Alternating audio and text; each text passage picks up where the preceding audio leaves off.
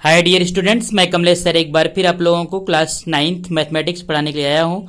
देखिए यहाँ पे अभी चैप्टर नंबर 2 का पॉलिनोमियल्स का आपको जो है कुछ एक्स्ट्रा क्वेश्चंस और बताएंगे, और नेक्स्ट डे यानी कि कल से मैं स्टार्ट करूंगा चैप्टर नंबर 3। ठीक है, तो यहाँ पे देखिए कुछ एक्स्ट्रा क्वेश्चन मैंने आपको बताया। यहाँ पे मैंने क्वेश्चन लिया factorise factorise x minus 8xy³ है। तो अब देखिए यहाँ पे हम इसका कैसे फैक्टर करेंगे। यहाँ q है, यहाँ पे कुछ भी नहीं है। इन दोनों में से अगर कुछ कॉमन हो तो पहले कॉमन कर लीजिए। तो देखिए यहाँ पे कुछ कॉमन हो रहा है। क्या कॉमन हो रहा है? x कॉमन हो रहा है। तो यहाँ से हम x को कॉमन कर लेंगे। 1 माइनस 8y³ बच गया। तो अब देखिए यहाँ पे एक y³ है और 8 को भी हम 2 का क्यू बना सकते हैं और 1 को 1 का क्यू लिख सकते हैं। तो x ब्रैकेट में 1 का क्यू माइनस 2y का होल क्यू इस तरह से लिखा जा सकता है। अब यहाँ पे हम कौन सी आइडेंटिटी यूज कर दें? A cube minus b cube. तो यूजिंग, यहाँ लिख दें यूजिंग आइडेंटिटी कौन सी?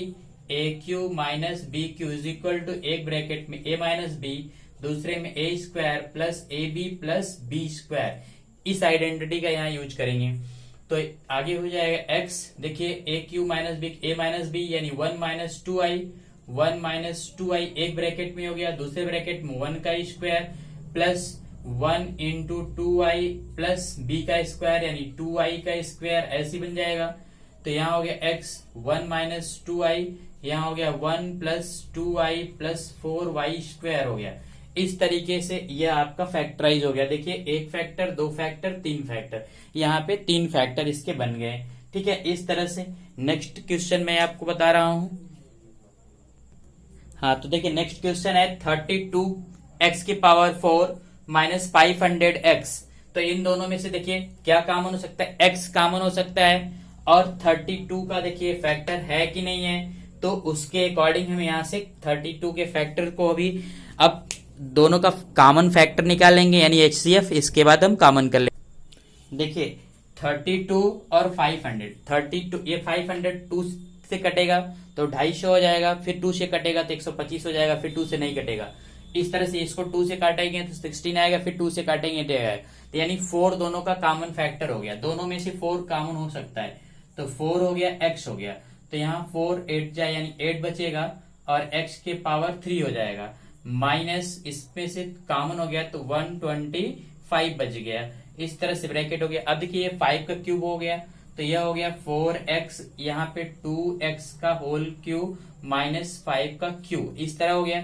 यूजिंग दिस आइडेंटिटी, यही आइडेंटिटी यहाँ लिखेंगे। यहाँ लिख देंगे कि यूज आइडेंटिटी, यही a cube minus b cube, a cube minus b cube is equal to a minus b, दूसरे ब्रैकेट में a square plus a b plus b square. इस आइडेंटिटी का यूज कर लेंगे। तो यहाँ हो गया 4x ब्रैकेट में, देखिए यहाँ 2x माइनस 5 एक ब्रैकेट में हो गया, दूसरे ब्रैकेट में हो गया 2x का स्क्वायर प्लस 2x इंटू 5 और फिर प्लस 5 का स्क्वायर, फिर इसको ब्रेक कर देंगे। तो यह हो गया 4x 2x माइनस 5 और यह हो गया आपका 4x स्क्वायर और 5 to the 10x और प्लस 25। इस तरीके से यह आपका फैक्टर बन गया 1 2 3, और यहाँ पे देखिए 2 फैक्टर है तो इसका मतलब 4 फैक्टर टोटल इसके बन गए हैं आपका। ठीक है, इसको नोट कर। हाँ, तो देखिए कुछ लोगों ने रूट का क्वेश्चन पूछा कि फिर से एक बार रिवाइज कर दीजिए सर, और कुछ लोगों को थोड़ा कम समझ में आया, कंफ्यूज हो रहे हैं क्योंकि रूट का फैक्टर इसके पहले अब बहुत कम किए हैं लोग। तो आज मैं फिर बता रहा हूं एक बार, इसको बहुत अच्छे से देखिएगा और समझिएगा, और इसका फैक्टराइजेशन आना बहुत मस्ट है क्योंकि आगे इसका यूज है। तो देखिए यहाँ पे मैं बता रहा हूं इसका फैक्टराइज कैसे करेंगे। मैंने कहा एक्स स्क्वायर के कोफिशिएंट का मल्टीप्लाई कांस्टेंट में करेंगे, तो 7 का मल्टीप्लाई आपको 2 में करना है, यानी 2 में करना है, तो यानी 7 इंटू 2 कितना हो गया? 14 हो गया।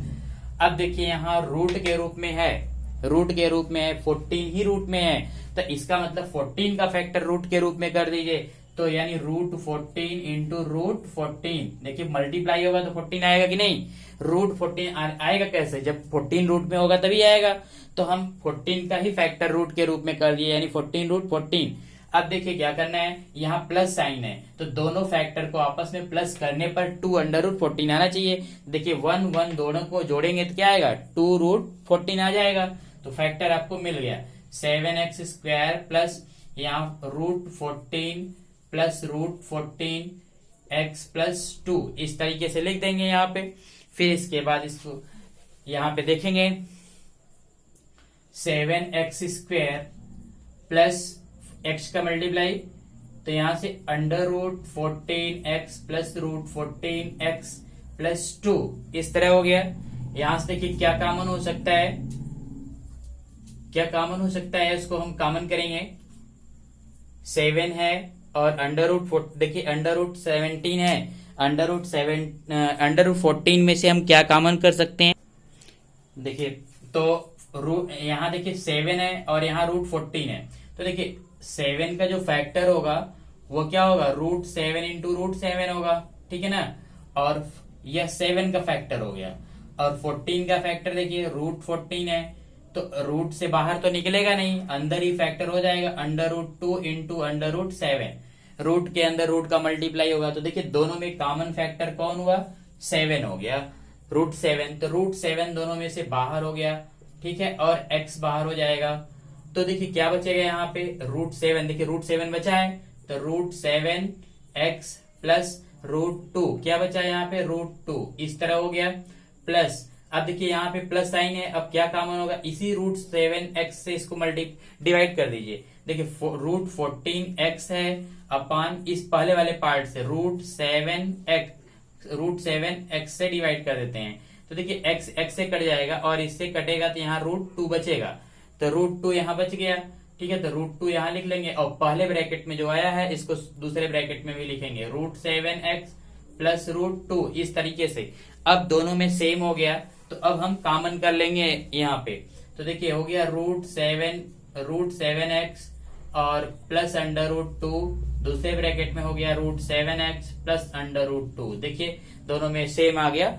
इस तरीके से इसका फैक्टर करना है। रूट का फैक्टर बहुत ही इंपॉर्टेंट है, इसको अच्छे से आपको सीखना है। एक बार फिर से समझ लीजिए कि देखिए यहाँ से रूट, देखिए 7 का मल्टीप्लाई 2 में किए तो कितना आ गया 14 का फैक्टर करेंगे, लेकिन यहाँ √14 के रूप में है तो √14 को ही √14 में ब्रेक कर देंगे, यानी √14 इंटू √14, फिर दोनों को प्लस करने पे 2 आ जा रहा है, तो देखिए दोनों को प्लस कर दिया गया, फिर अलग अलग कर दिया गया, फिर कॉमन कर लिए।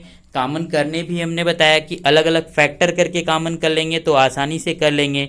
इस तरह से यह क्वेश्चंस हो गया। आगे कुछ क्वेश्चंस मैंने भेजा है और भेजेंगे, उसको आप लोग खुद से सॉल्व करिए और